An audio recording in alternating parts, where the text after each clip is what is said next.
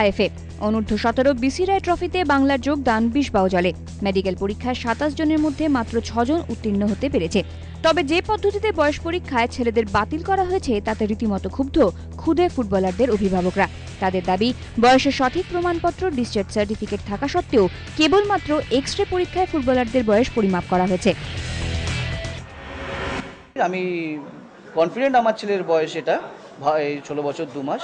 তো আর যদি কোনো কিছু থাকে আমি আলোচনা করব এটা নিয়ে।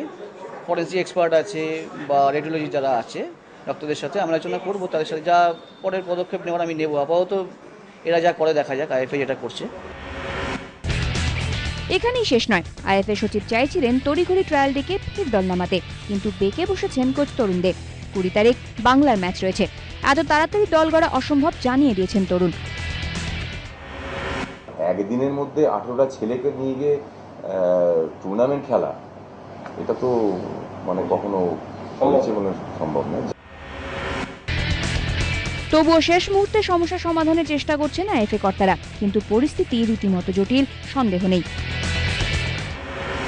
আগামীকাল যাওয়ার কথা ছিল, দুদিন পরে 19 তারিখ সকালবেলা যদি 20 জনের টিম হয় তাহলে পরে যাবে, নইলে পরে 18 তারিখ টেস্টের ওপর বেস করে যদি টিম না হয় 18 তারিখ আমরা এআইএফএফকে জানিয়ে দেবো যে যেহেতু বয়স ভিত্তিক টুর্নামেন্টে খেলার মতন প্লেয়ার নেই, আমরা খেলতে পারবো না।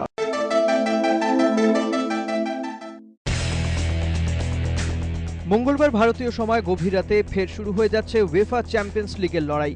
ইউরোপের বিভিন্ন হেভিওয়েটের লড়াই ঘিরে উন্মাদনা বাড়ছে ফুটবল প্রেমীদের মধ্যে। ঘরের মাঠে গ্রুপ এর খেলায় ম্যানচেস্টার ইউনাইটেডের প্রতিপক্ষ বেয়ার লেভারকুসেন, রিয়াল সোসিদাদের সামনে শাখতার।